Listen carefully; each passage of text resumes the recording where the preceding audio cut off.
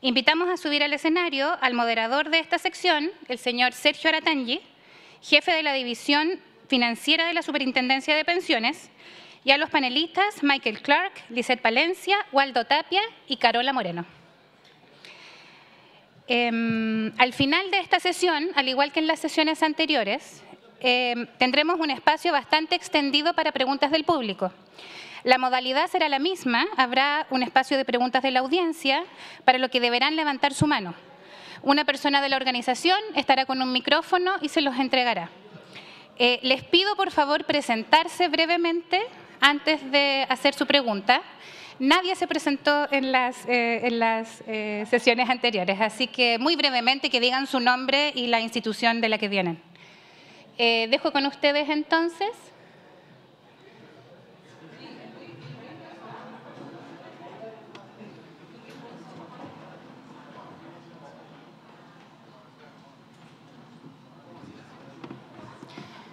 Esperamos a Waldo Tapia.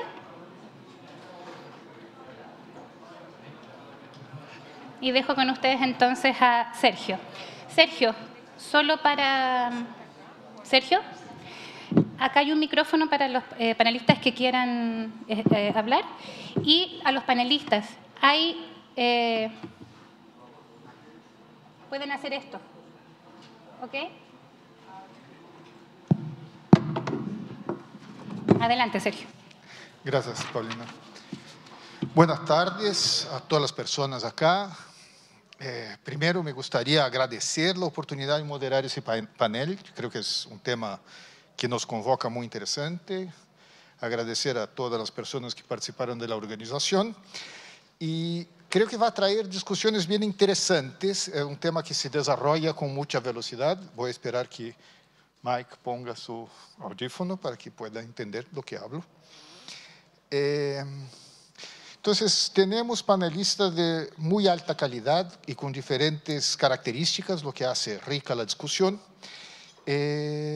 Todos con un compromiso muy fuerte con el desarrollo de las finanzas verdes. Entonces, empiezo presentando cada uno de ellos.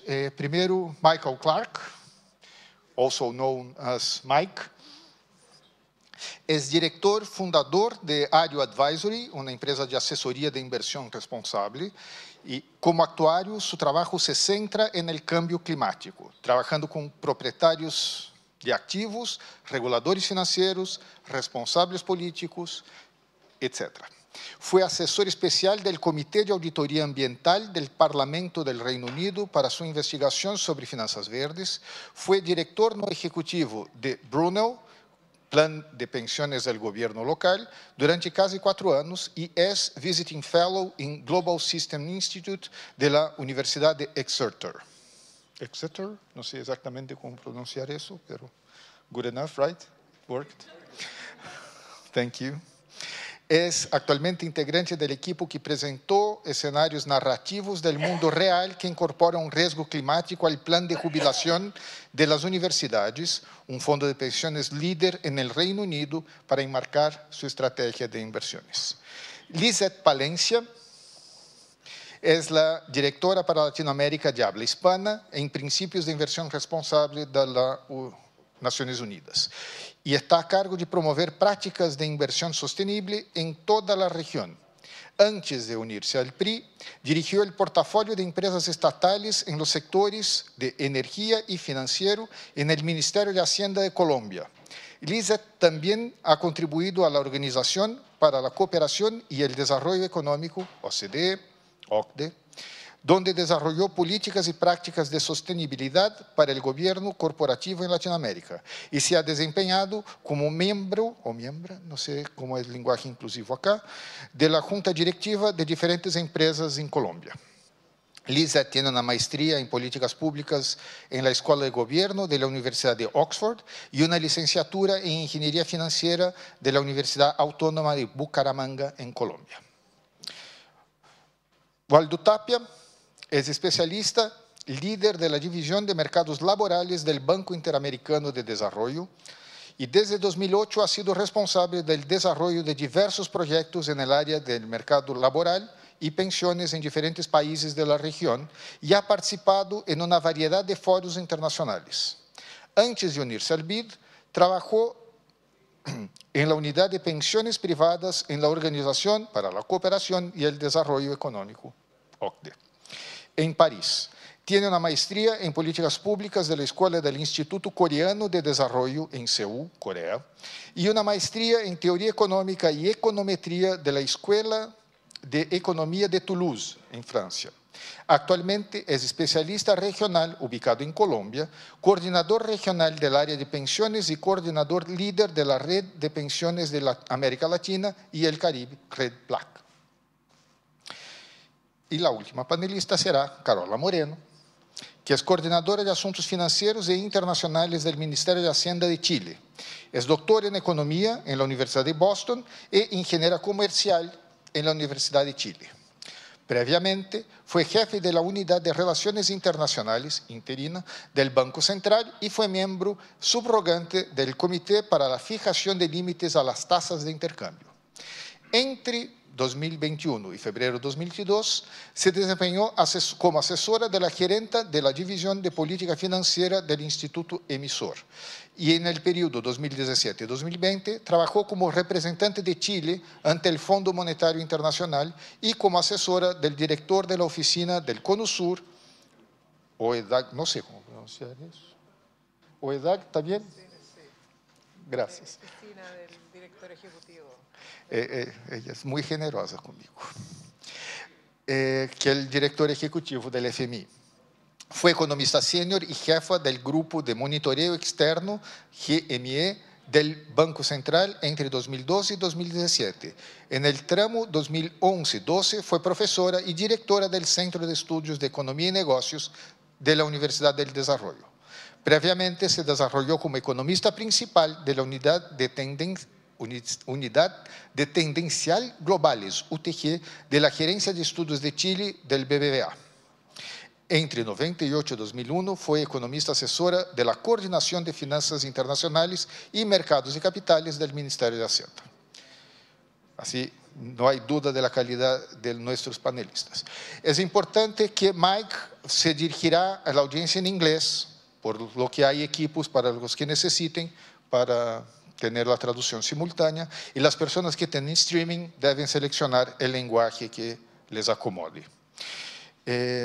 Primero, cada panelista va a hacer una exposición para estimular temas, estimular preguntas, y después se hará una sesión de discusión con preguntas y respuestas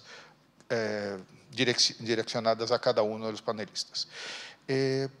Por favor, cuando quieran, después de las exposiciones, se identifican para hacer la pregunta antes. Entonces, sin más, por favor, Mike, the stage is yours. I think you have one there, but please.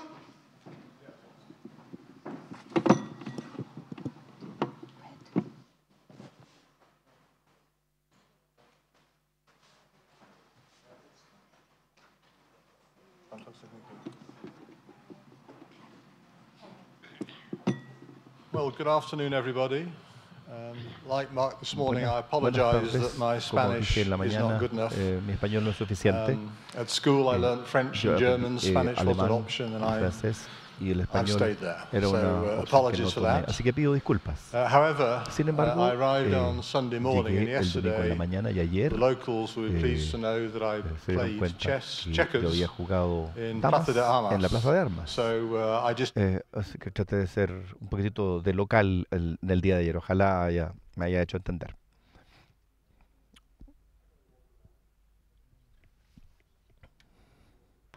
Mejor me doy vuelta por acá. He titulado estos comentarios como inversión en el mundo real, porque en realidad no somos muy buenos para hacer eso. Tendemos a invertir dentro de los marcos financieros, como voy a demostrar durante los próximos 20 minutos. Puse mi timer, así que si suena una campanilla es porque tengo que parar. Nos gustan demasiado los números y modelos, y la respuesta implícita es sí, quizá, ¿no? Yo hace un par de años partí con esta iniciativa. A la izquierda se darán cuenta que hay el doctor de la Tierra, está un poquito preocupado, y a la derecha Bueno, ustedes pueden sacar sus conclusiones. No están escuchando estos señores a las señales, ya sea que sean políticos, yo les dejo que ustedes lo decían, pero la clave de este problema es que no somos muy buenos para manejar la incertidumbre. Eh, y como escuchamos aquí en la sala antes del almuerzo, pregunté sobre riesgo e incertidumbre y es difícil hablar de la incertidumbre. Es que como seres humanos no nos gusta la incertidumbre. La forma en cómo abordamos el tema de los fondos de pensiones en el Reino Unido son los escenarios, conocerán, por ejemplo, como escenarios de futuros plausibles y como herramienta de programación futura. eh, Hay mucha incertidumbre. Entonces, la forma en cómo estamos gestionando los fondos de pensión que existen en el Reino Unido es a través de escenarios como herramienta de planificación. Y tienen que ser escenarios del mundo real y no escenarios enmarcados por la teoría de cartera moderna. Ahora, respecto a lo que son planes de transición, sería bastante sensato utilizar esos planes de transición para todo el mundo, de hecho, para los gobiernos, para los reguladores financieros, un plan de transición, un plan de transición le va a afectar a todos. Probablemente ustedes conocen el concepto de Grupo de Trabajo para la Divulgación de Información Financiera relacionada con el clima, o TCFD. El Banco Central o los bancos centrales han formado el NGFS, que es una red para la ecologización del sistema financiero. Lo voy a decir así, NGFS. Y ellos también desarrollan escenarios. Pero ¿qué pasa? Esto es lo que va a molestar a los economistas en la sala. Pero ¿qué pasa cuando modelan lo que pueden? A veces los economistas no. Y los modelos tienen mucha incertidumbre, pero parte del mensaje se pierde cuando pasa del NGFS, pasa a los bancos centrales y por supuesto pasa en el Reino Unido. Y también finalmente cuando llegan los fondos de pensión y a quienes los administran. Hay un pero ahí que es importante considerar. Esto lo publicó un fondo de pensiones en el Reino Unido y vamos a tomar ahí la línea número 8. 4 grados, 15 años. Si llegamos a 4 años en 15 años, los fondos de pensiones como este piensan que vamos a perder 70 puntos base, menos 0,7%. Punto base, escuche, claro, esos son los puntos base que aprendí esta mañana. Y hay otras cosas. Si uno se fija, 1.5 y 1.6 grados, se ve un poco mejor. Solamente se van a perder solamente 20 puntos porcentuales, lo que es un poco contraintuitivo. Entonces hay algo raro en el sistema, que en parte, lo digo con tristeza, que está determinado un poco por la regulación. Aquí hay una pregunta rápida, a ver. Como fiduciario, por decirlo así, o depositario de la confianza, ¿creen ustedes que su objetivo de inversión para adaptarse al cambio climático es la descarbonización de la cartera, la descarbonización en el mundo real o la gestión de riesgo para la resiliencia? En el Reino Unido se hizo una conferencia de pensiones y todo el mundo respondió 1 o 2 y nadie dijo número 3. Y yo sugiero que la número 3 es la respuesta correcta. Eso quizá va a quedar un poco para el periodo de preguntas. Vamos a revisar cosas que se han publicado en los últimos meses. Soy actuario, soy el segundo actuario que opera en el sistema allá. Mi profesión, junto con lo que es el desarrollo de la Universidad de Exeter, es que publicamos este libro que se llama The Emperor's New Climate Scenarios. Hay algunos puntos que menciona a la derecha. Muchos de los modelos son demasiado benignos o demasiado relajados y pueden subestimar seriamente el ritmo. No es un mensaje muy positivo, pero hay cosas positivas al final, les prometo. Y los presupuestos de carbono podrían ser mucho menores que lo que pensamos. Eso fue un documento profesional que se publicó con la Universidad de Exeter el verano pasado. Con otros profesionales. Luego tenemos algo que publicamos posteriormente junto con una ONG. Y la esencia de este documento, el primer punto ahí dice que 2 a 4.3 grados solo tendrá un impacto mínimo en las carteras. Si uno ustedes pueden pensar que 4 grados puede ser bastante distinto, quizá los retornos de pensiones, de fondos de pensiones no les va a dar lo mismo. Hay una desconexión entre lo que esperan las finanzas y los fondos de pensión y recientemente hemos conversado más sobre este tema. Los economistas han hablado del momento Minsky, es que cuando las cosas toman forma de pera y no se utiliza porque el momento Minsky asume que hay cierta recuperación, pero no está garantizada esa recuperación. Y un poco más sobre escenarios. De hecho, sabemos qué es lo que va a pasar con el clima 5 a 10 años. El clima está bastante claro para los próximos 10 años. Hay puntos de cambio y podemos quizá analizarlo durante la discusión. Entonces la pregunta es, volviendo un poco a mi comentario anterior de NGFS, vamos a ver esa publicación en un segundo. ¿Qué tan es fácil modelizar el mundo real? Migraciones masivas, precios de mercado, mano de obra bloqueada, resultados electorales, política energética, comportamiento de los ciudadanos. Hay que tener cuidado. Y no es necesario leer los detalles de esto. Esto es como enmarcamos los escenarios que hicimos para USS, para el esquema de pensiones de la universidad. Cuando hacemos escenarios, uno analiza los determinantes de riesgo más inciertos, tomamos dinámicas y políticas de mercado, alto, bajo en ambos ejes, 4 escenarios distintos. A la derecha, arriba probablemente tiene que ver con el Acuerdo de París y los otros, bueno, a veces dice meltdown ahí, pero eso intentaba enmarcar un poco las decisiones de inversión para los fiduciarios de pensiones en el mundo, en términos del mundo real, no en el ámbito de la teoría de las carteras modernas.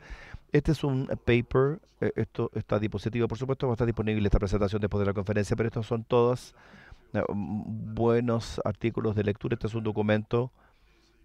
Mirko Cardinale es líder del proyecto y básicamente intenta aportar conceptos de riesgo de mundo real a lo que es la asignación estratégica de activos en el mundo de las pensiones.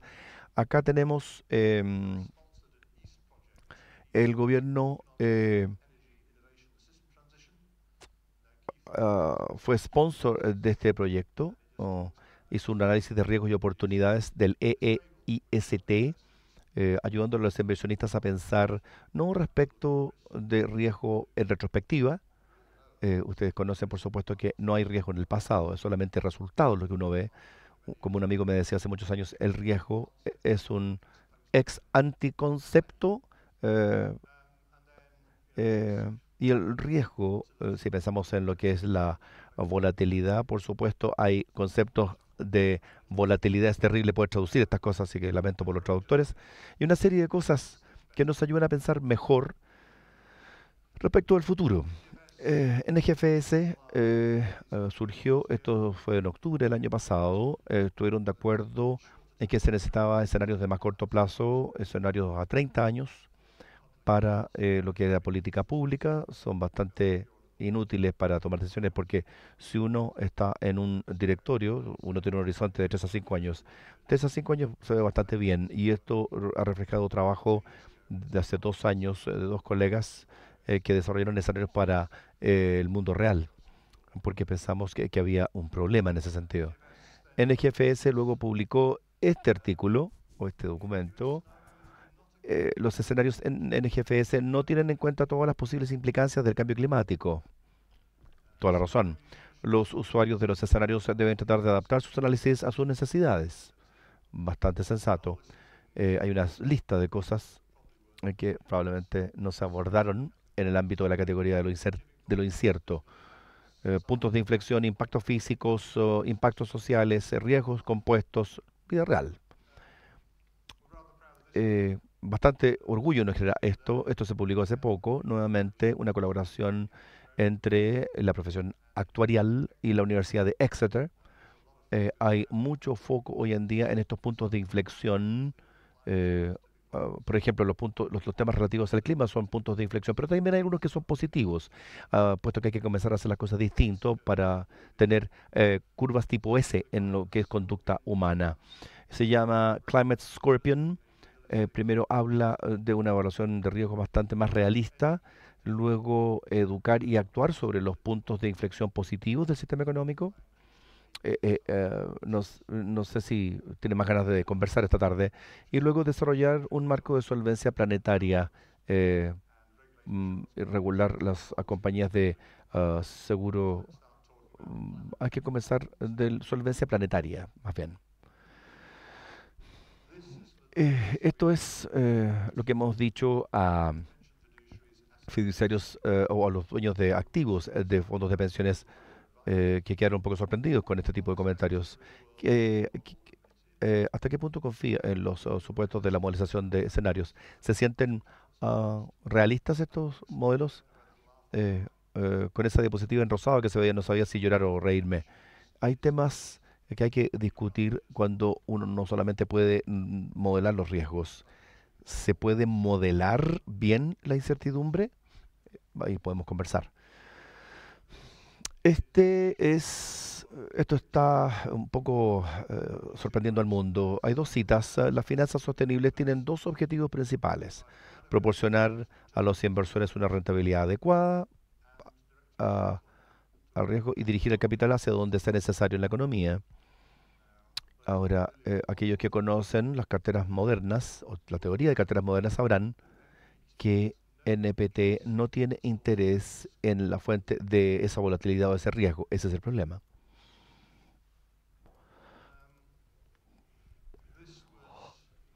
Esto se sacó de una conversación con los fondos de pensiones que hablaban de que las políticas de gobierno respecto de mitigación son bastante débiles. ¿Por qué deberíamos invertir en soluciones de mitigación si los gobiernos no siguen el ejemplo? Esto proviene de una presentación hecha en Canadá hace algunas semanas. La promesa de los fondos de pensiones se pueden cumplir si se reducen las emisiones. Las emisiones lo controlan todo al final. Entonces, ¿qué podrían decidir hacer distinto mañana? Muchas gracias.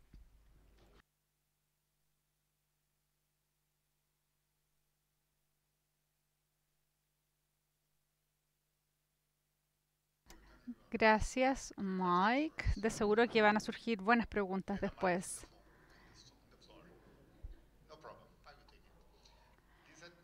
Lisette.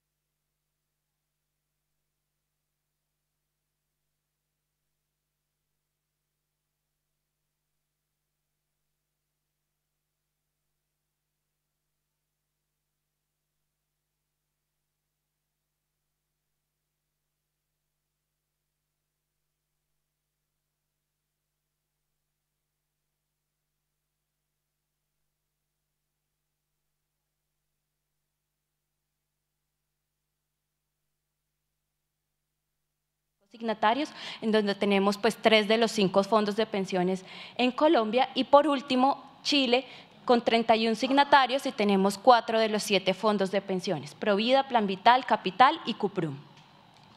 Ya para adentrarnos un poco en la conversación del día de hoy, pues precisamente voy a abordar, y siguiendo la línea que inició Mike, temas de cambio climático, por qué esto es relevante, uno, tanto para los inversionistas, qué dice la ciencia, y por qué la acción del gobierno es súper relevante para avanzar en toda esta agenda, y en segundo lugar, un poco más de números que me encantan de cómo están respondiendo precisamente los inversionistas a nivel de Latinoamérica, a nivel global, y cuáles son esos próximos pasos que podemos dar para fortalecer este ecosistema.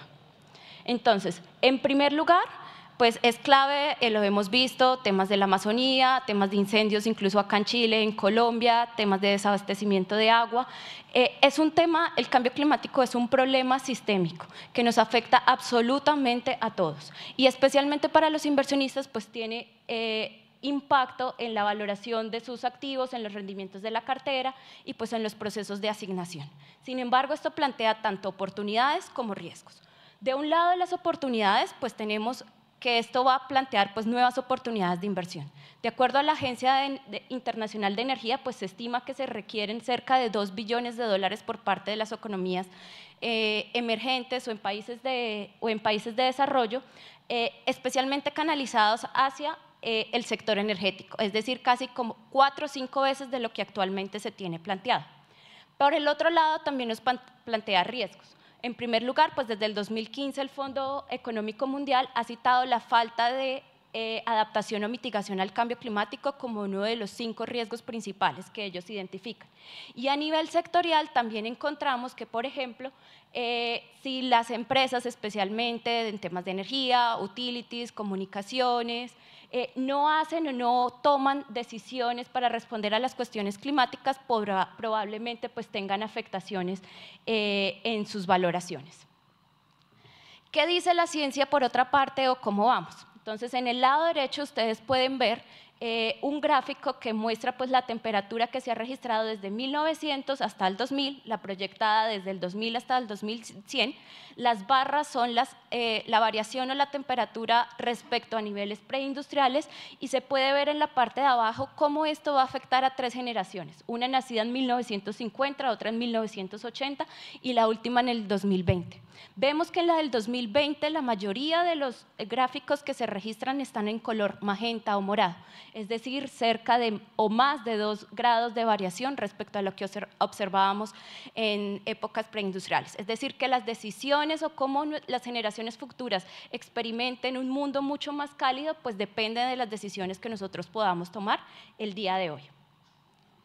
Por otra parte, recientemente Systems Change Lab elaboró un reporte en el que establece pues cuál es el estado de la acción climática. Ellos identificaron 42 indicadores que agrupan pues todas las actividades en temas de energía, en temas de transporte, en temas de construcciones, en temas agropecuarios, y solo uno de ellos registró que está en cumplimiento, y es precisamente la venta de carros eléctricos, que ha aumentado desde el 2020.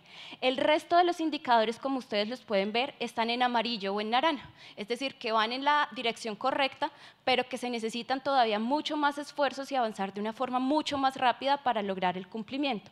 En temas, por ejemplo, de generación eléctrica o eólica, ha aumentado en los últimos años cerca del 14%, sin embargo, se requiere que aumente cerca o a una tasa de cerca del 24%, pues para ayudar a encaminar el abastecimiento de energía con emisiones ceros de carbono. Por otra parte, tenemos, es importante, uno, aumentar el rendimiento de los cultivos pues en los terrenos que actualmente tenemos a disposición, al mismo tiempo que reducimos las emisiones. Otro de los indicadores resalta precisamente eso, que es necesario que los cultivos aumenten su rendimiento cerca de 10 veces más de las tasas que actualmente o que en la última década se han visto. Sin embargo, es muy preocupante, hay 6 indicadores en rojo. El primero de ellos es la financiación pública de combustibles fósiles, en el cual se ha visto el incremento más alto en casi una década. Y en los últimos, que no hay pues evidencia no hay evidencia, no hay datos suficientes, es precisamente con la restauración de ecosistemas como lo son las turberas, que se ha visto pues en escala mundial. Ya por otro lado, ¿por qué las acciones del gobierno son súper relevantes? En la gráfica que ustedes pueden ver en el lado izquierdo, pues están cómo han ido evolucionando las diferentes políticas o regulaciones que se han establecido por parte de los gobiernos alrededor del mundo. Vemos que después del 2020 ha habido un incremento importante, especialmente en el 2021, en lo cual demuestra pues el interés precisamente de los gobiernos y los formuladores de políticas en abordar todos estos temas. Específicamente en la América Latina hemos visto avances importantes y vemos como en Colombia, en Chile y México ya se cuenta pues con regulación o desde la superintendencia se exige información pues a las AFP en relación con la integración de criterios ASG y de riesgo climático dentro de sus procesos de inversión. Sin embargo, la tarea o lo que nos falta es importante. En este gráfico pues se pueden ver también las emisiones históricas y las estimaciones que se realizaron en un estudio del 2020 de con solo las políticas que tenemos actualmente se prevé un calentamiento de alrededor en promedio de 2.7 grados. O con las NDC que ya se tienen establecidas, cerca de 2.5 grados. Si se establecen compromisos, objetivos a largo plazo, son cerca de 2.1 grados. Y si se establecen un escenario optimista en el cual precisamente estos compromisos se cumplen, nos dejarían con un escenario de alrededor de 1.8 grados de calentamiento. Es decir, que es necesario atender estos temas de forma urgente. Ya por el otro lado, ¿qué están haciendo los inversionistas o qué es necesario por parte de los inversionistas? En primer lugar, que ellos puedan establecer o integrar dentro de sus procesos de inversión todos estos temas. Es decir, que establezcan políticas, estrategias relacionadas con cambio climático y no solo que lo identifiquen, sino que también lo integren. En segundo lugar, que participen en temas de relacionamiento. Las AFP tienen un papel súper importante en todos estos temas al demandarle a las compañías en las cuales invierten y asimismo a los gestores de inversiones este tipo de información para avanzar de forma mucho más rápida a la agenda, así como diferentes iniciativas colaborativas que les puede pues ayudar a hacer mucho más eficientes estos esfuerzos. Y por última parte, pues lo que yo gestiono lo tengo que publicar o divulgar.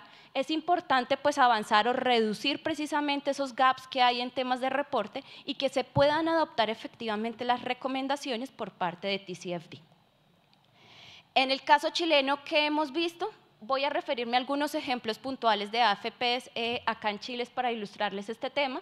Pues las 4 AFPs que actualmente son signatarias de PRI ya cuentan dentro de sus políticas con lineamientos claros en temas de cambio climático. Tema de Provida, importante, pues tienen un sistema de scoring interno que incorpora temas de ASG y cambio climático, el cual están revisando periódicamente. Cuprum, por ejemplo, también evalúa los riesgos climáticos de manera holística al mismo tiempo que evalúa los riesgos tradicionales. Tienen establecidos varios comités en los cuales evalúan todas estas métricas para posteriormente pues, hacer decisiones de compromiso e inversión. Por otra parte, en temas de relacionamiento, durante el año 2021, 2022 y parte del 2023 se hizo un piloto acá con 15 signatarios chilenos en los cuales pues tenían temas de relacionamiento con compañías de large, medium y mucho más pequeñas en temas de capitalización. En este piloto participaron Cuprum, Plan Vital y Provida. Pero sin embargo, pues son esfuerzos muy importantes, a pesar de que es un piloto, pues son esfuerzos muy importantes que estamos haciendo. Y ya en temas de divulgación, pues acá rescato el ejemplo de Capital, en el cual en el 2022 o desde hace ya varios años pues han venido divulgando a través de su informe de inversión responsable y lo hacen precisamente con métricas relacionadas con temas de cambio climático, es decir, están midiendo las emisiones totales de carbono y la intensidad de carbono promedio ponderado dentro de su portafolio y de igual manera pues divulgan información de cuál es el enfoque de inversión que le ha venido dando y cómo ha venido aumentando esto respecto al tiempo. Sin embargo, pues tal como lo comentaba Mike hace unos minutos, pues muchos signatarios se han comprometido, y esto ya de forma mucho más global, a avanzar precisamente esta agenda.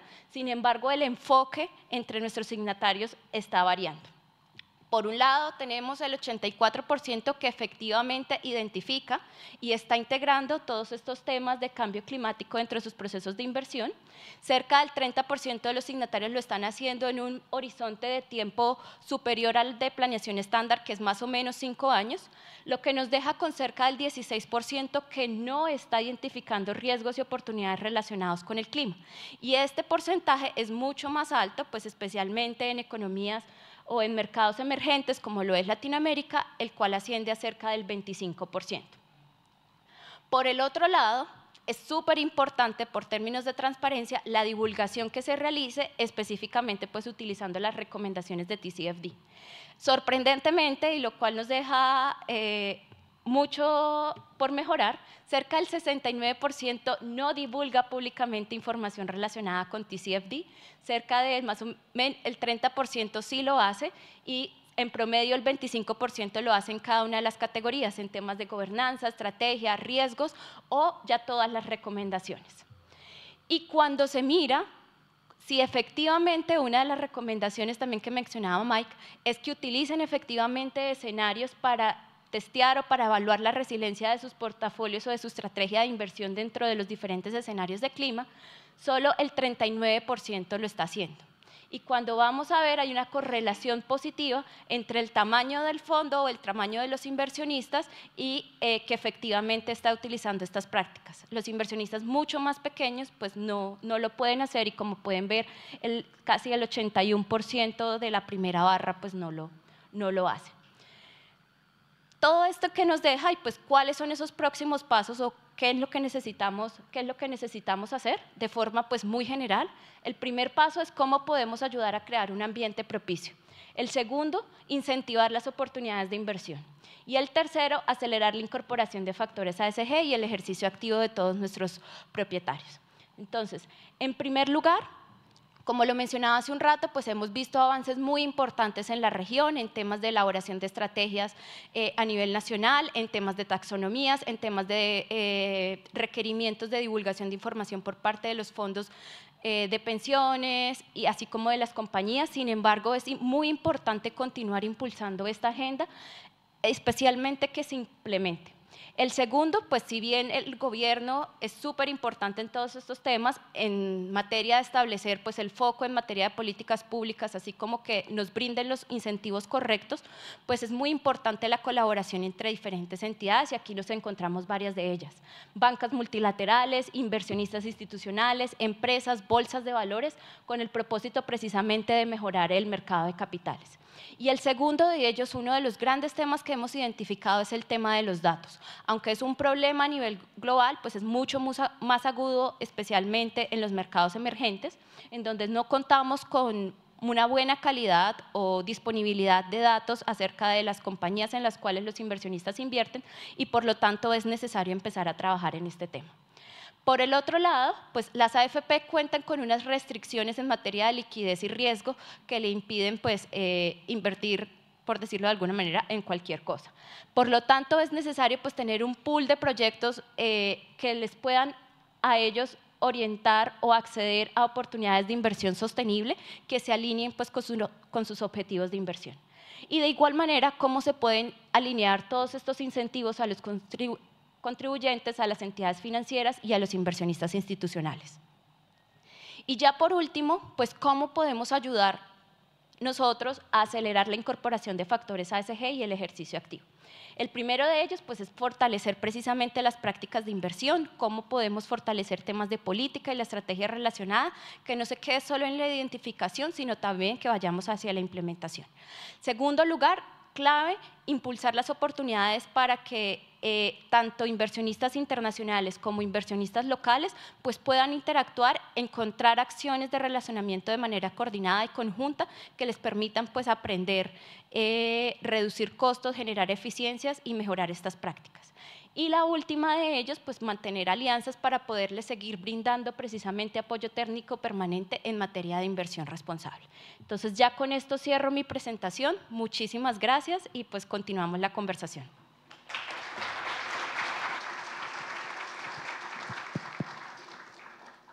Muchas gracias, Lisette. Aldo, te damos el pase. Gracias.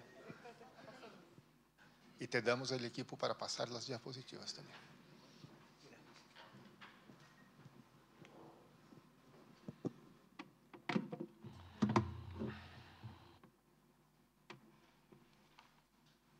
Hola, Hola, muy buenas tardes. Tengo varios desafíos. El primer desafío es luchar contra el sueño. El segundo desafío está jugando el Manchester City con el Real Madrid, que va ganando el Real Madrid 2-1.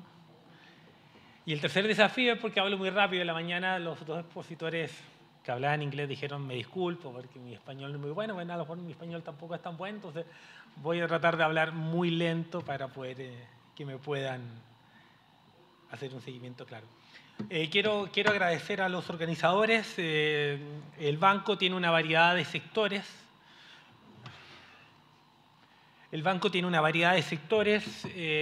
Yo pertenezco a la División de Mercado Laboral y Seguridad Social, que tiene un sector, yo coordino todo el tema de pensiones a nivel regional, donde existen 3 focos principales, que son cobertura, sostenibilidad y equidad.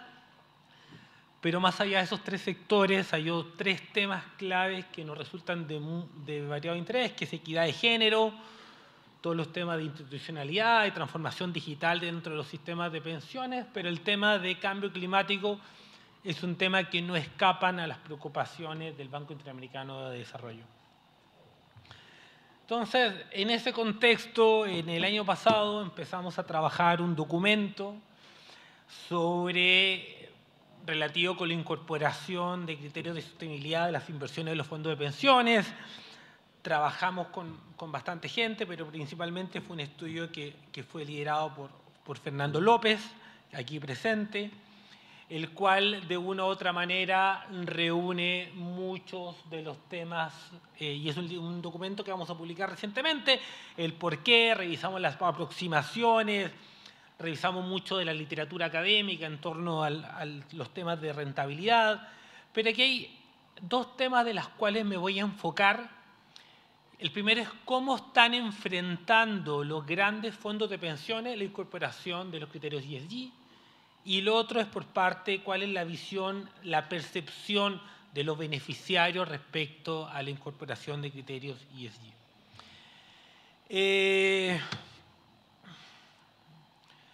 Es un informe que tiene como por objeto identificar alternativas para la incorporación de criterios ESG en la gestión de los fondos de pensiones, especialmente dado el tamaño de los fondos de pensiones en la economía y el horizonte de largo plazo. Existen riesgos asociados al eventual impacto de la rentabilidad y las externalidades que pueden generar las inversiones ESG. Entonces, comencemos. Sabemos que los principios de inversión responsable de Naciones Unidas, PRI, que acaban de comentar, son un principal referente en el tema de inversiones sostenibles a nivel global y un estándar mínimo para la integración de factores de ESG en las decisiones de inversión. Quizás aquí me voy a quedar un poquito corto con los datos recientes que se mostraron, pero ya PRI cuenta con más de 4.200 signatarios, 60 países, activos por 120 billones y sin duda es un estándar mínimo para la incorporación de factores ESG. Pero, ¿cuál es el interés que hoy día están teniendo la incorporación de factores ESG en los fondos de pensiones? Y esta es una encuesta del European Asset Allocation, de Mercer, que ve cómo los diferentes países, como los fondos de pensiones, están integrando los riesgos de ESG entre sus decisiones de inversión. Y podemos ver que si bien hay una variedad enorme entre los distintos países, en promedio el 76% de los fondos encuestados incorpora los criterios ESG en sus decisiones de inversión y el 24% no lo hace. Como podemos ver, hay una variedad importante entre países como Bélgica, España y por el lado arriba, y Portugal y Suecia por el lado abajo. Entonces, la segunda pregunta es: ¿qué está conduciendo a que los fondos, cuál es la principal motivación para que los fondos de pensión estén incorporando los criterios ESG? Cerca del 70% dice que es por temas regulatorios, 70% de los fondos solamente por temas regulatorios lo están incluyendo, y el 40% por todos los temas de la materialización financiera de los riesgos, y el 35% lo hace por temas de riesgo reputacional. Y estos datos son muy interesantes porque después estos datos los voy a comparar con datos de la región. Entonces, para ir viendo cómo van cambiando los temas.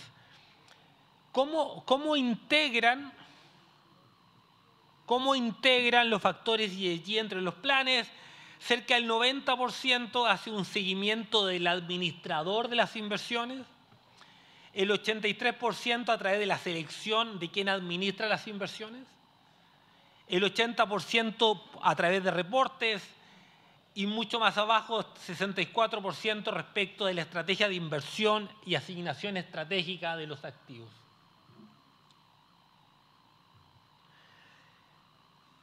Y al ordenar en esta encuesta, se les pide ordenar cuáles de los 3 factores son más relevantes, donde 1 representa el de mayor importancia y 3 el de menor importancia. Se puede ver que los temas ambientales son los que presentan una mayor relevancia, seguido por los factores sociales y finalmente por los factores de gobernanza. Estos datos son exactamente opuestos a los de una encuesta que voy a mostrar más adelante en la región. Entonces, teniendo que ya existe una creciente incorporación de los criterios ambientales en las decisiones de inversión, la pregunta es ¿cuál es la relevancia para el sector de pensiones la incorporación de los criterios ESG? Y ahí nosotros identificamos 4 grandes líneas. La primera, todo lo que tiene que ver con el desempeño financiero a largo plazo y responsabilidad fiduciaria. Sin duda, muchos de los fondos de pensiones creen que empresas con sólidas prácticas de ESG tienen más probabilidades de tener rendimientos financieros sostenibles y a largo plazo. Esto se debe a que las empresas con sólidas prácticas de ESG tienen menos probabilidades de enfrentar riesgos reputacionales, multas regulatorias, disputas legales que pueden afectar de una u otra manera el desempeño financiero de las empresas. El segundo tema es el tema regulatorio, que lo voy a mostrar más adelante, que existe un impulso regulatorio hacia las inversiones ESG, con autoridades que están emitiendo pautas, regulaciones, leyes, que alientan a las empresas a adoptar prácticas sostenibles y brindar transparencia en su desempeño ESG. La tercera razón es por presión de las partes interesadas. Los fondos de pensiones están siendo cada vez más responsables ante sus partes interesadas, ya sea gobiernos, beneficiarios y público en general, por el impacto social y ambiental de sus inversiones. Entonces, invertir en ESG para los fondos de pensiones es una muestra que están actuando bajo el mejor interés de sus partes interesadas y público en general. Y finalmente, el otro motivador son las condiciones morales y éticas que algunos fondos de pensión están invirtiendo en ESG porque creen que es lo correcto desde el punto moral y ético y quieren apoyar a empresas que están tomando medidas para implementar, para abordar los problemas sociales y ambientales en ese orden. Entonces, estos son los principales motivadores por los cuales los fondos de pensiones están invirtiendo en temas de ESG. Pero aquí hay un tema clave, que uno de los principales desafíos para evaluar, uno de los principales desafíos para implementar inversiones están referidos con la disponibilidad de información. Porque la información es lo que permite a los inversionistas evaluar los riesgos y las decisiones de inversión. El punto es que las principales fuentes de inversión, que son las agencias calificadoras de ranking, para evaluar las inversiones con criterios de ESG, tienen ranking que entregan las instituciones calificadoras, y para construir esos rankings tienen 3 categorías: tienen atributos, tienen indicadores que cuantifican esos atributos y tienen ponderaciones para cada uno de esos indicadores. Entonces, para cada uno de estos elementos se introducen diferentes diferencias entre las distintas agencias calificadoras, y distintos estudios han documentado que existen diferencias significativas en los términos de sostenibilidad. Y aquí vamos a dar un ejemplo. Un segundito.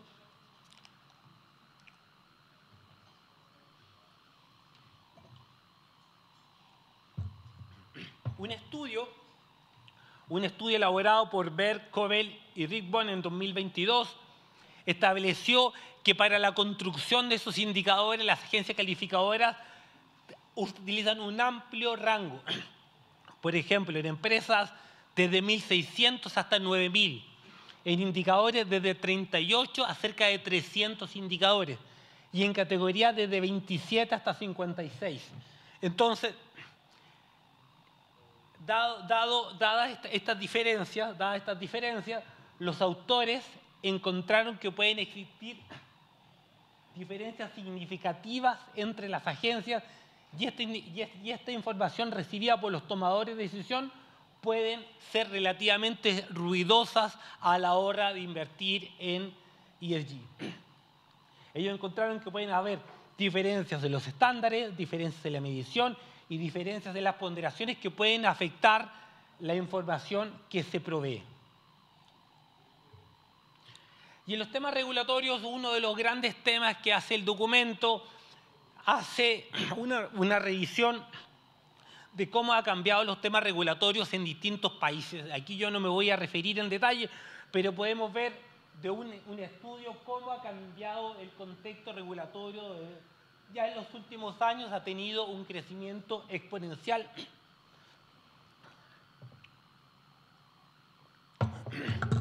Perdón.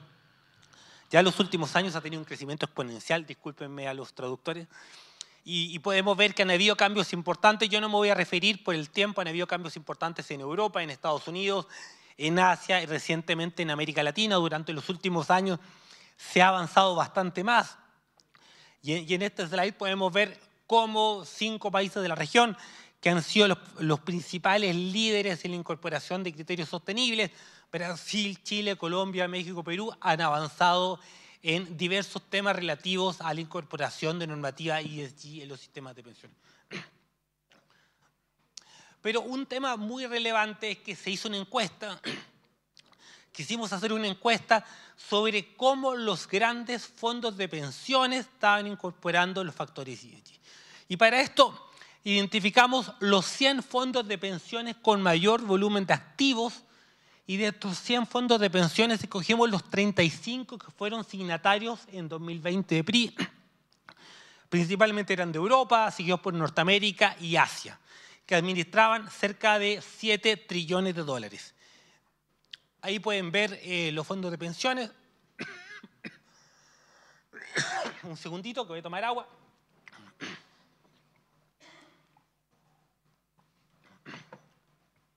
¿Y qué se encontró? Se encontró que el 100% de los fondos de pensiones tenían una política que describía de manera general la inversión sostenible, el 100%. Pero al clasificarlo, el 80% tenía alineamientos específicos en términos de gobernanza, el 74% en temas ambientales y menos del 70% en temas sociales. El 86% contaba con políticas de exclusión, el 80% con políticas de diálogo y el 63% por lineamientos específicos por tipo de activo. Cerca del 100% contaba con una definición propia de la manera en que se entienden los criterios ESG y el 94% abordaba la temática relacionada con el ejercicio activo de la propiedad, o sea, y lo entendemos como el uso de los derechos para influenciar el comportamiento de las empresas en que invierten. Respecto de los temas cubiertos, cerca del 90% incorpora los temas de reporte, cómo se reportan las inversiones sostenibles. El 70%, un poquito más, contempla específicamente los temas de cambio climático. Y esto es clave. El 30% incorpora entre sus políticas el comprender las preferencias por sostenibilidad de los clientes y los beneficiarios. Y este es un dato que viene muy en línea a unos datos que voy a mostrar más adelante. ¿Quién está a cargo de la supervisión y quién está a cargo de la implementación? En el 97% el rol de la supervisión recae en la alta administración y el 94% en el directorio también. Y en los temas de implementación, el 86% recae en personal dedicado a la inversión sostenible y el 80% también utiliza administradores externos. Respecto de la incorporación de los criterios por tipo de activo, la mayoría de los fondos incorpora criterios ESG en sus procesos de inversión, especialmente en el caso de acciones. Ahora en Brasil, esto lo quiero comparar con datos de Brasil. En Brasil, la Superintendencia de Pensiones de Brasil, Previc, hizo una encuesta a sus fondos de pensiones y se rescatan 4 importantes conclusiones. La primera, la mayoría utiliza los criterios de ESG al utilizar los riesgos de inversión, pero la manera en que lo usan, la manera en que los incorporan es solo de manera ocasional y no de manera sistémica. A diferencia de lo que mostré en los datos anteriores, el principal son los temas de gobernanza y los temas ambientales ocupan el tercer lugar. Y las principales razones para tener en cuenta estos criterios, el primero es porque ayuda a gestionar los riesgos de inversión, el segundo es porque es un indicador de la calidad de gestión y el tercero, un 40%, dice que es por temas regulatorios, que si se acuerdan, eso era el primer tema cuando hablábamos de los fondos de pensiones europeos.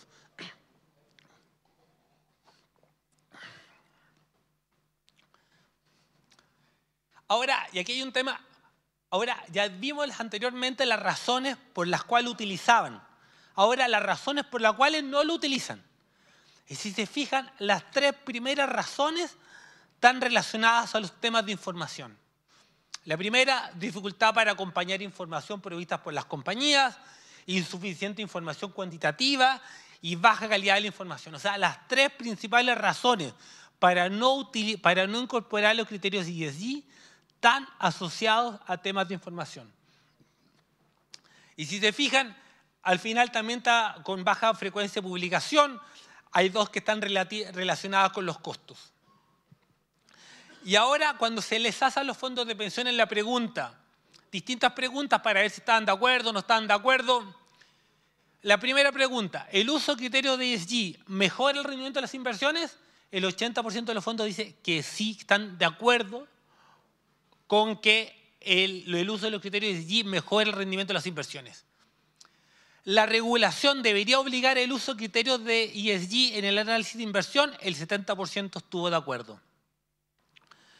Los beneficiarios, esto se acuerdan que este es un punto que yo lo puse en rojo también. Los beneficiarios de mi fondo de pensiones consideran el uso de los criterios ESG relevantes para el análisis de los riesgos de inversión. Los beneficiarios, solamente el 50% dice que es indiferente y la mayoría, el 30% dice que está de acuerdo. O sea, el punto de vista de los beneficiarios no siempre está considerado en estos temas. Entonces, hemos visto, quiero hacer un recuento. Empezamos a ver cómo los grandes fondos de pensión incorporaban los criterios ESG. Después pasamos a verlo como en experiencia en Brasil están incorporando los criterios de ESG. Pero ahora desde el punto del beneficiario, hicimos una encuesta en el año 2022, se hizo una encuesta a 2.000 personas para ver cómo es la percepción de los beneficiarios en cómo se incorporan los criterios de ESG. La primera conclusión, bajo nivel de conocimiento sobre las inversiones sostenibles. El 60% no ha escuchado hablar de lo que es una inversión sostenible. El 63% desconoce si son más o menos rentables que las inversiones tradicionales. El 60% no sabe si son más caras o más baratas. Y el 60% desconoce si las inversiones sostenibles son más o menos riesgosas. La primera conclusión, los beneficiarios no saben de esto. Segunda conclusión, la mayor parte de la muestra conoce sobre cambio climático y cree que esto podría afectar negativamente la rentabilidad de los fondos de pensiones. El 97%, la mayoría de las personas dicen que el cambio climático está ocurriendo en la actualidad. O sea, que de verdad hay algo que tiene que ver con el cambio climático, que no es broma. El 76% cree que el cambio climático puede empeorar el bienestar del país y el 50% dice que puede disminuir la rentabilidad. Y solamente el 4% piensa que la podría aumentar. Y la mayor parte cree que el Estado, las empresas y los mercados son insuficientes para abordar el cambio climático, a lo mismo que la mayor parte cree que los afiliados y la FP podrían influir en las decisiones de las empresas que invierten los fondos de pensión. Entonces, en la presentación tratamos de hacer un popurrí en lo que invierten los fondos, en América Latina, cómo han crecido los temas regulatorios y el punto de vista del afiliado. Y quizás algunas recomendaciones que salen en el documento que yo creo que aquí han sido comentadas previamente. Obviamente el tema de la información resulta clave. Ya vimos que en Brasil las 3 razones para no utilizar los criterios de ESG están relacionados a los temas de información. La segunda es todos los temas de educación del afiliado en estos temas. La tercera, tratar de caracterizar las preferencias. De hecho, en algunas de las preguntas se preguntaba si debía crear algún tipo de fondo especial donde se pudiesen caracterizar de mejor manera las preferencias de los afiliados.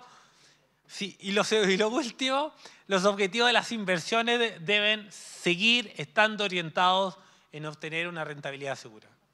Así que ya me dijeron tiempo. La verdad agradezco su interés y muchas gracias por la invitación.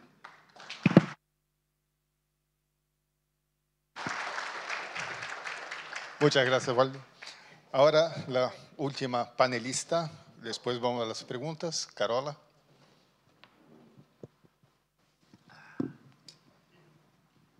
Bueno, por mientras aprovecho de saludar al superintendente. Muchas gracias por la invitación. A ellos, a Vid, gracias Sergio por la invitación, la organización que ha estado, la verdad que espectacular. Nos estuvieron correteando mucho tiempo para que todo saliera de maravilla. Bueno, siendo la última, ¿cómo se pasa esto? Con el verde.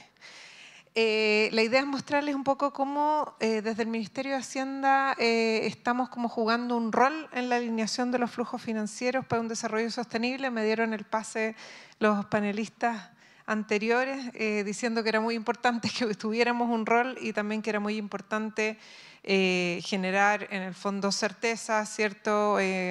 Ambientes regulatorios predecibles y que hubiera una colaboración público-privada bien importante. ¿Por qué tienen un rol los ministerios de Hacienda complementando lo que obviamente puede hacer un Ministerio de Medio Ambiente, un Ministerio de Energía, etcétera? Básicamente el Ministerio de Hacienda determina el gasto público y todo lo que son los esfuerzos para afrontar el cambio climático y bueno, dar el ejemplo, ¿cierto? Con lo que es gasto e inversión vinculado al clima. Hay un tema bien importante en términos de gestión de inversión, de contratación pública. No voy a leer todo, pero todos sabemos, ¿cierto? Impuestos, subsidios, básicamente incentivos tributarios. Hay todo un tema de gestión de deuda, que es uno de los temas que me voy a detener. Y por supuesto, en general, como les decía, las condiciones para que haya movilización de recursos privados y catalizar la inversión de privados. Los foros internacionales al que uno vaya, uno se va a dar cuenta que el rol, digamos, del sector público es fundamentalmente ese. O sea, sin, digamos, la movilización de recursos privados y obviamente también de multilaterales, en fondo, es imposible poder cerrar las brechas, digamos, necesarias para alcanzar las metas. Y algo muy importante es que el Ministerio de Hacienda juega un rol coordinador dentro del gobierno a nivel y también de cooperación internacional. Y hay una relación también directa con los multilaterales. Y por lo tanto ahí no solo hay un tema de direccionamiento o de apoyo, digamos, de financiamiento, pero también de asesoría técnica y también de posicionamiento nuestro afuera. En Chile tenemos una NDC preliminar desde el 2015 y luego actualizada el 2020. Tenemos una ley marco, somos uno de los pocos, sino el único país del mundo que tiene su compromiso, su meta de descarbonización al 2050 en la ley.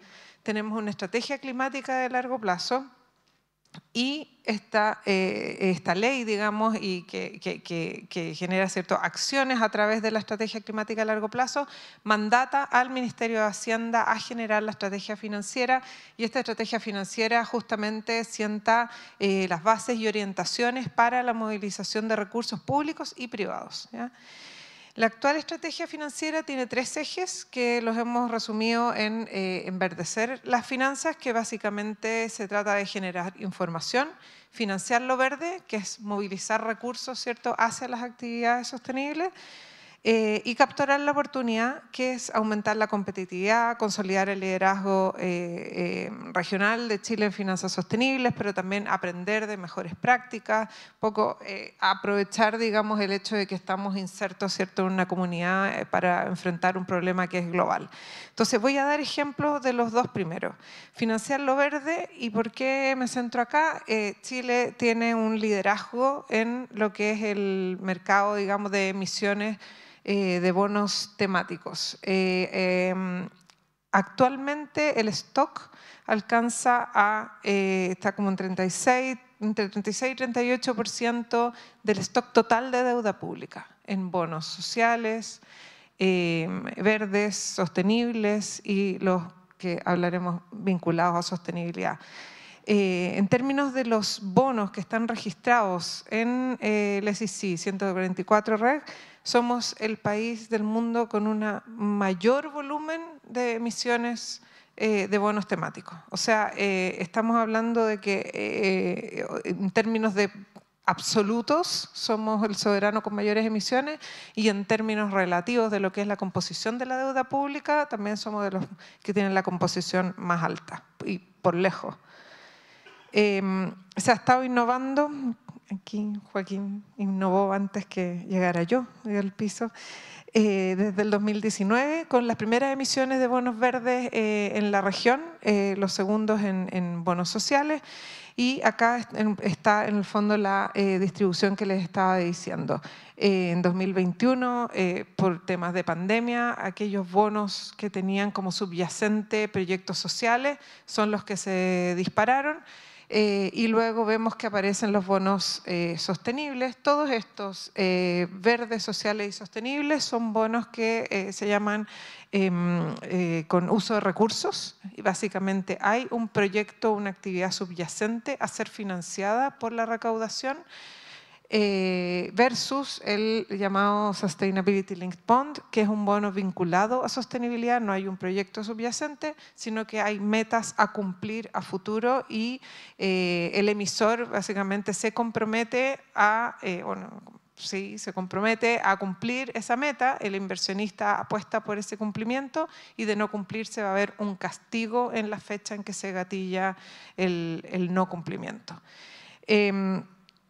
No me quiero detener tanto acá, pero sí dejarles disponible, y si tienen preguntas, que gran parte del éxito, o mucho del éxito diría yo, de la estrategia que ha seguido Chile ha sido el tener marcos donde se define claramente el cómo se va a realizar la transacción, cómo se van a utilizar los recursos, cuáles son las categorías elegibles, los proyectos elegibles, cómo se va a verificar después que esto ocurra, todo esto con opinión de segundas partes. Entonces, todo esto da un piso, en el fondo, una forma de operar que es muy transparente, es creíble, y por lo tanto es muy atractiva para el inversionista.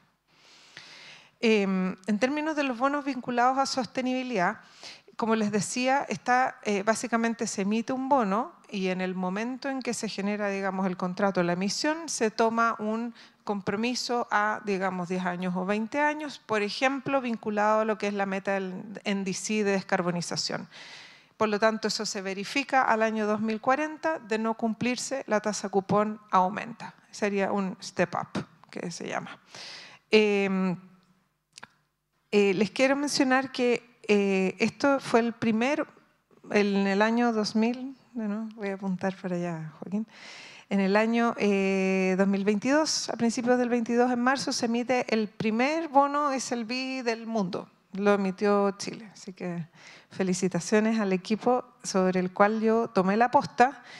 Y lo hemos tomado como una estrategia de financiación y en el fondo como una estrategia de Estado. ¿Por qué? Porque estos son financiamientos a largo plazo y, como les decía, tienen la gracia de que tienen un marco creíble y que se mantiene en el tiempo y que por lo tanto permite que el inversionista tenga certezas de cómo se va a ir comportando, ¿cierto?, el soberano hacia adelante. Tomamos la posta y agregamos a mediados del año pasado un indicador que está vinculado a género. Y con esto sería el único bono, digamos, vinculado a sostenibilidad, con una meta social. Fue un bono, la verdad es que con una sobrevendido casi 10 o 11 veces. Y con eso me quiero referir justamente a los beneficios que tienen este tipo de emisiones, o al menos los beneficios que hemos,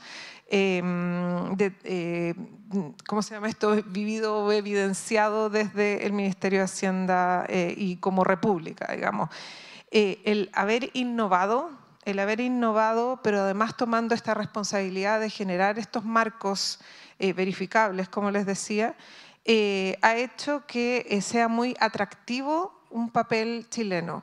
¿Por qué? Porque es un mercado emergente, pero es un mercado emergente con clasificación de riesgo de grado de inversión y además que emite un papel que está en demanda creciente en el mundo. Entonces somos como especiales, por decirlo así, y eso ha generado una demanda muy grande. Ha permitido diversificar y ampliar la base de inversionistas y por lo tanto se ha logrado tener buenas condiciones. Se ha permitido crear benchmarks y además hay un tema adicional que no muchas veces se menciona, pero que ha permitido también mejorar la coordinación sectorial entre ministerios, el hecho de que haya que estar verificando el cómo avanza un proyecto que es subyacente, por ejemplo, electromovilidad. Eso hace que haya necesariamente una verificación constante de cómo están avanzando otros proyectos. Y riesgos, quiero destacar aquí el más importante, que es greenwashing, y que por lo mismo destaco el hecho de que Chile sea muy atractivo, es porque eso es casi un riesgo nulo, digamos. Pero eso no quiere decir que no nos vayamos a contagiar por eventuales mal comportamiento, digamos, de otros instrumentos similares. Y por eso paso aquí al otro punto que les quería destacar. Como les digo, les quiero mostrar dos, digamos, de las políticas para no extenderme, y es qué es verde y qué no es verde, ¿ya? Estamos trabajando, y aquí estoy robando de una presentación que vi hace unos días de la CMF.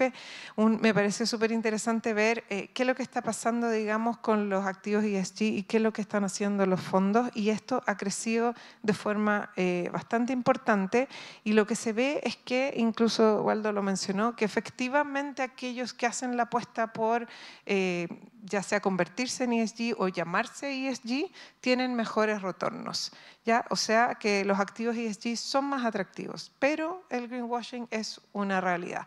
Y ahí el ejercicio era interesante que mostraban hace unos días de la CMF, cómo el hecho de que los fondos tuvieran una etiqueta o se cambiaran de nombre hacía que hubiera un flujo positivo a aquellos que tenían las denominaciones que parecían como más verdes.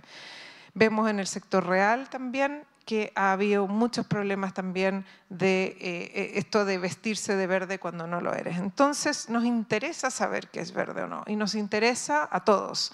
Le interesa a los que producen y comercializan, mejora la reputación, confianza, la relación con los stakeholders, se incrementan las alternativas de financiamiento. Le interesa a quienes financian actividades y proyectos. Entonces mejora la identificación y la gestión de riesgos, mejora la comparabilidad de los activos.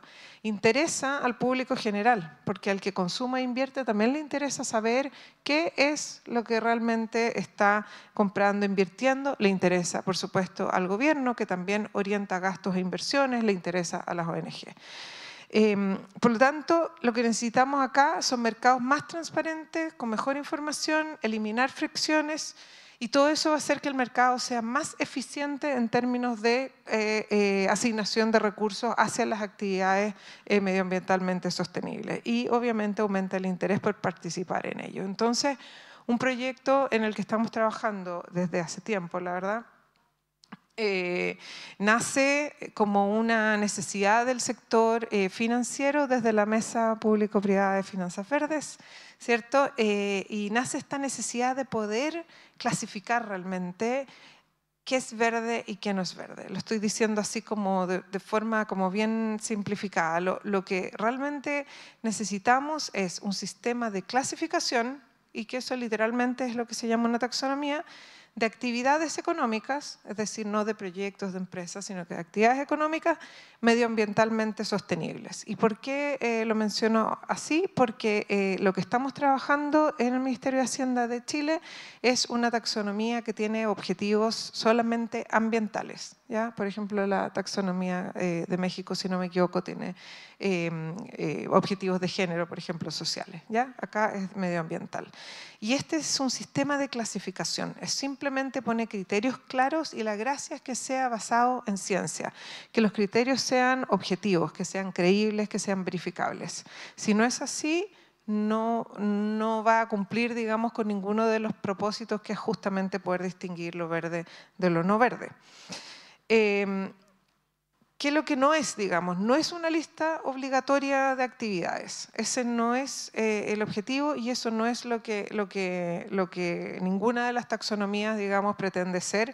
No pretende establecer requisitos obligatorios y una pregunta que nos hacen frecuentemente y que creo que es bien importante mencionarlo, refuerza los esfuerzos para mejorar tramitaciones ambientales porque estamos estandarizando conceptos. Muchas veces se cree que la estandarización o en el fondo lo que se requiere actualmente es suficiente, pero lo que nos damos cuenta es que no hay una estandarización y uno lo ve a nivel internacional. Un trabajo, digamos, que vimos de MIT, vemos que hay 600 calificaciones, clasificaciones, indicadores, más de 4.500, de hecho también lo mencionaba en una presentación anterior. Por lo tanto, la idea es poder unificar todos los estándares sectoriales existentes, obviamente poner algunas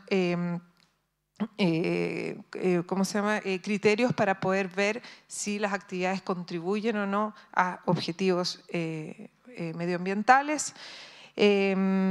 Y además, muy importante, el desarrollo de una taxonomía local nos permite poder reconocer las características de nuestra economía.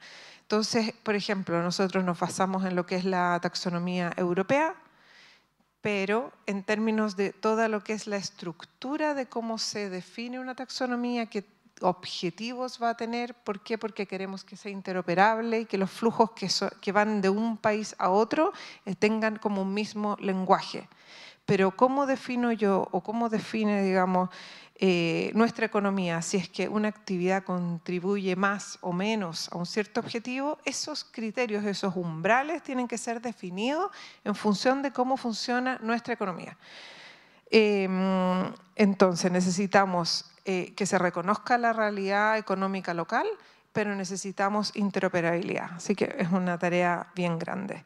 Definimos objetivos, definimos sectores económicos, definimos ahora un trabajo de cuáles son las actividades económicas dentro de los sectores y estas reglas mínimas que yo les estaba comentando para ver cuánto, por ejemplo, contribuye una actividad económica a mitigación al cambio climático, por ejemplo. Entonces, eso sería uno de los objetivos sobre los cuales uno podría testear, digamos. Para desarrollar esta taxonomía, y ahí voy al tema de la necesidad, digamos, de trabajar de forma agregada, una vez que ya fueron definidos desde un punto de vista como más, digamos, como el esqueleto, por decirlo así, de cómo se va a definir la estructura de la taxonomía, ahora, en el fondo, el corazón de esa taxonomía, estos criterios de selección que realmente nos van a decir cómo poder clasificar, tienen que definirse desde el sector privado, con un trabajo a nivel de expertos cada uno de estos expertos tiene que conocer muy bien estos sectores. Esto tiene que ir a grupos revisores que van a poder opinar abiertamente, inscribiéndose en la página web del Ministerio. O sea, tiene que ser un proceso abierto y que ya están dando, ¿ya? La idea es tener hacia finales de año una primera taxonomía, digamos, para poder empezar a implementarla el próximo año. Entonces, esta herramienta, este sistema de clasificación lo entendemos como una herramienta, un bien público que ponemos a disposición. Vamos a seguir trabajando con los expertos técnicos este año. Queremos, como les decía, tener una primera versión y muy importante entender que todo esto es una herramienta viva. En el fondo, las tecnologías cambian, ¿cierto? Entonces, el cómo se va definiendo estas contribuciones va a cambiar en el tiempo. No puede ser un cambio tan regular, digamos, o tan inmediato, digamos. Tiene que ser bien planeado, digamos, en un horizonte de mediano plazo que permita justamente que las decisiones de inversión sean a largo plazo y no se interrumpan. Y de la mano de esta innovación, lo que hay detrás de esta estrategia, que yo les mencionaba, estos tres pilares, y como en el fondo las economías van evolucionando, necesitamos ir actualizando esa estrategia. Y lo que estamos haciendo ahora, luego de que la primera se basara en simplemente abordar lo que eran los objetivos de la NDC, la actual responde a lo que ya es la actualización de la NDC, a que tenemos una estrategia climática de largo plazo. Y ahora que tenemos ya publicada la Ley Marco de Cambio Climático, se están generando una serie de elementos de gestión climática, que son planes sectoriales de mitigación, sectoriales de adaptación, regionales de acción climática. Esto es, en el fondo, una batería de herramientas para poder avanzar hacia acciones concretas. Y esas acciones concretas tenemos que saber si son factibles, viables de ser implementadas. ¿Por qué? Porque en el fondo, en la medida que no haya, por ejemplo, financiamiento para implementar una cierta acción, se va a retrasar el cumplimiento de nuestros objetivos. Y por lo tanto, una nueva estrategia tiene que necesariamente entender dónde están las brechas para poder financiar esas acciones. Y eso es lo que estamos haciendo ahora.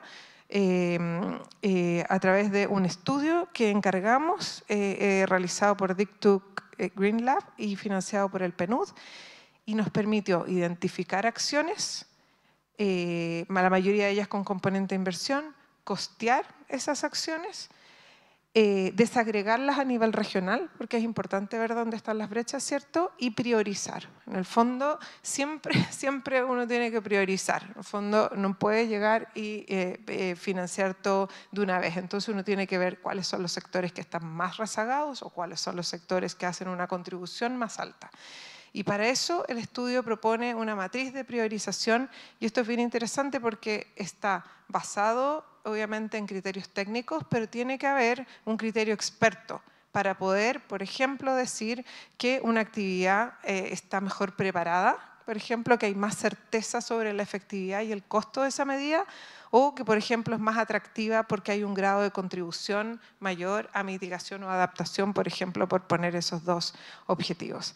Así que eso es lo que, en resumen, estamos haciendo, y hacia adelante ya no podemos, ¿cierto?, diferenciar o por lo menos disociar lo que es el enfrentar cambio climático, el impactos, digamos, del cambio climático y lo que es la pérdida de biodiversidad y también contaminación. Se habla usualmente de una triple crisis. Entonces, ya no, la verdad es que hay como un consenso internacional de que hay que abordarlo todo junto, y por lo tanto, la próxima estrategia, ojalá para el 2025, ya debiera incorporar planes de alineación financiera a biodiversidad, planes de alineación financiera a transición socioeconómica justa. Y esto obviamente es un trabajo que es insuma de estrategias de biodiversidad y de un trabajo colectivo interministerial, obviamente de la mano del Ministerio de Medio Ambiente. Así que en eso estamos.